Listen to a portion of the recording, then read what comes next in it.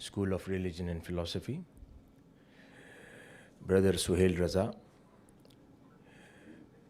Deans, HODs, faculty members, and dear audience. We are very much honored to have our great friends and very honorable guests from United States back again in Minhaj University, Lahore this year. So I would like to welcome each of you, and especially Dr. Joseph Paul Knight, Reverend John David, Mr. Michelle Shannon Crow, Mr. Ilyas Masih from United States, Dr. Ernest Fahim, Mr. Tani Guy, Mr. Timothy Alan James, Miss Roma, and all other respectable and honorable guests who have joined us to celebrate the contributions of Shaykh-ul-Islam, Professor Dr. Muhammad Tahir-ul-Qadri, towards the world peace and harmony. As worthy Vice Chancellor has already mentioned, I would like to repeat those words that you are always welcome again and again to Minhaj University, Lahore. Consider it as your own university and home in Pakistan. Dear audience, just a few thoughts I would like to share regarding this sitting we all are together in. Usually, people consider the people who believe in religions in the world, they usually consider walking on water or in thin air a miracle. In the history, we see books, scholars speaking about it, and they consider someone walking on the water or in a thin air, they consider it a miracle. Dear audience, I believe those are not miracles anymore. The real miracle is walking on earth today as a human being. And why is that? Today we see so many differences, complications, issues, hatred, hard feelings for each other, terrorism, extremism. So many issues going on around us, in community, in our community, in other community, in our neighbor communities, in our country, in other countries, that we, at some point of time, lose our patience. We become angry. We have a feeling of anger in ourselves, that what is all this going on? But then we watch media speaking about one specific community all the time, talking about terroristic activities going on, talking about extremist activities going on around the world. Sometimes we watch on a media, there was a bomb blast somewhere, this much number of people have been killed. Everything gives us anger. We lose our patience. And sometimes we are forced by the circumstances to give a space to such negative thoughts in our minds and hearts. And without investigating, we start believing what we see or what we hear through media about certain or various communities of the world. This is we need to work on. This is we need to look at, to sort it out, to deal with it. Let's take an example. I personally like to walk on a dirt path through the woods, alone sometime, thinking about various things in a nice, good weather. And if you consider yourself walking through the woods that way, alone, and there are all sort and different kind of plants and trees, grass patches around you, and you are walking through them, what you will see? You will see all sort of different plants. You will see short trees. You will see long and bigger trees. You might see a tree without leaves, with leaves, yellow leaves, red leaves. There are chances. You like some plants on the way or you don't. But the truth is, they all are natural and nature. क्या है mic को मसला? They all are natural and you are passing through them. Then there is a chance you might come across some dangerous animal right in front of you, coming out of the woods, crossing your path, or some reptile, or a poisonous lizard.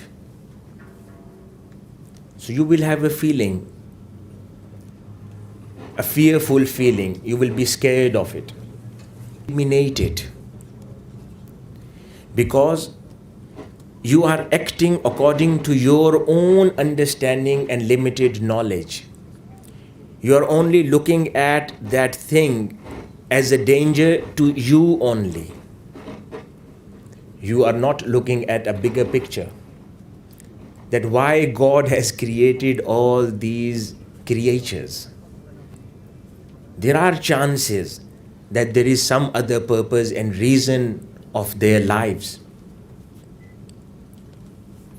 Maybe they are appointed to eat some other poisonous animals and reptiles so that the humanity could be safe.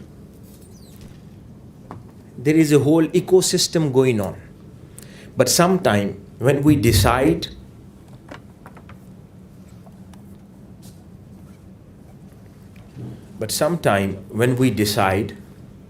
and look at things, so we only try to look at from one angle. And which angle is that? Our angle.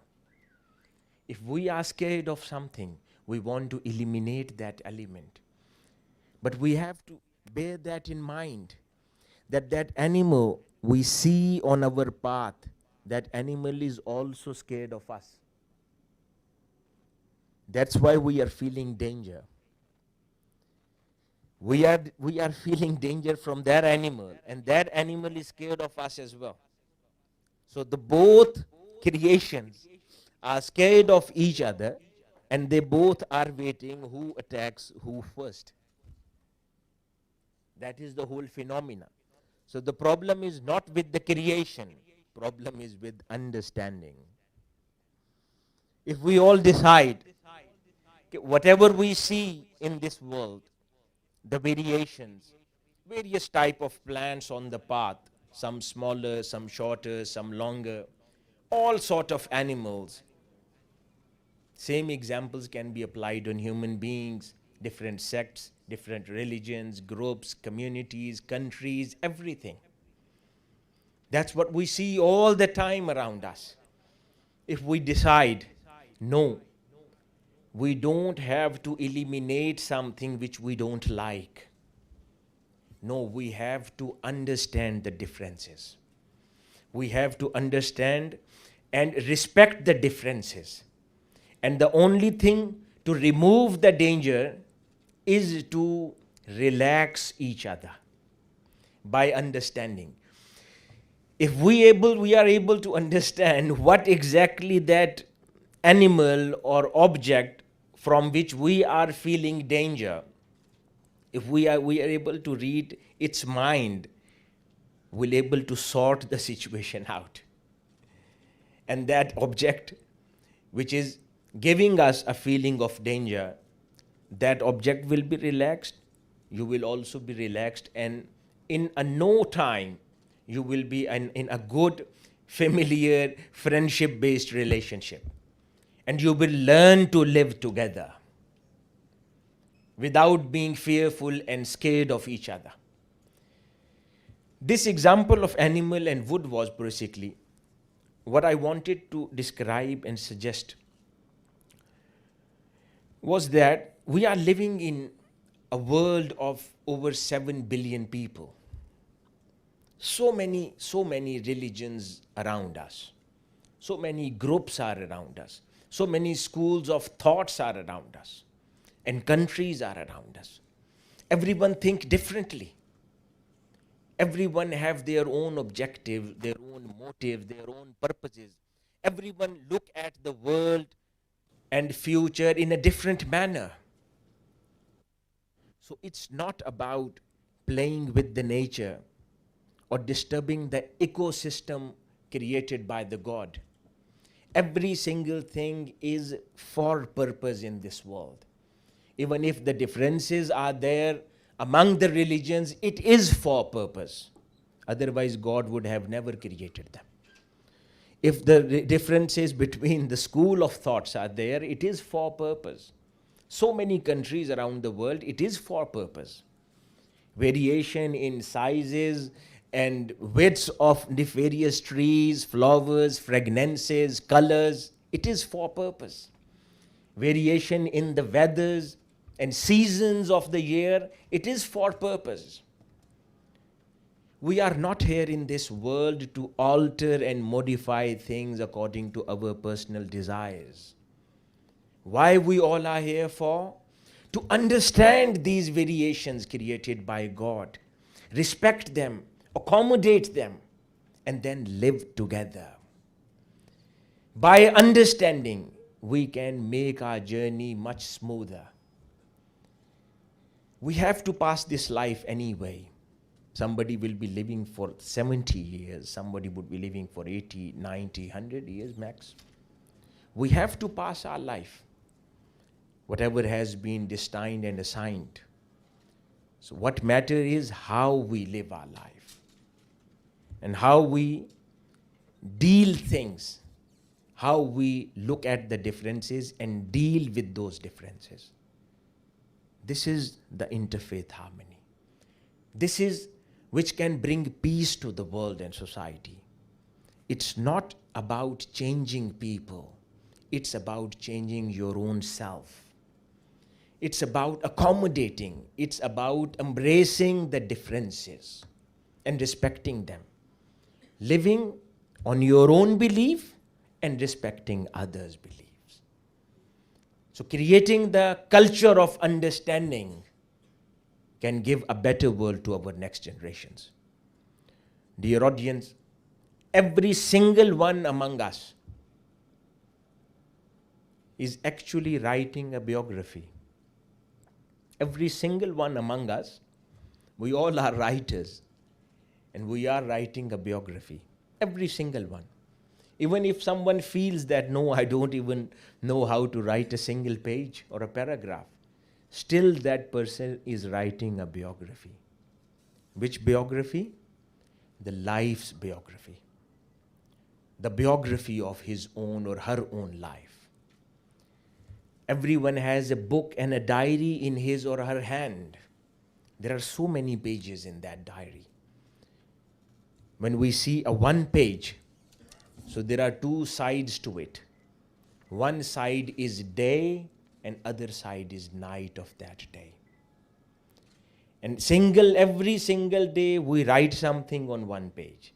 And every single night we write something on other side of that page.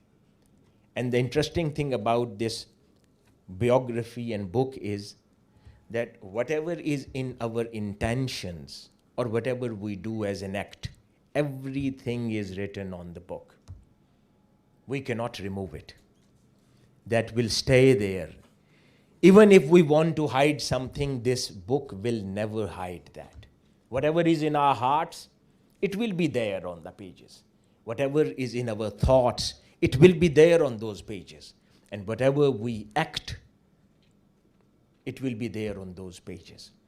So we are continuously writing our biography. And one day, there will be a last page of that biography book, and things will be over. Nothing more.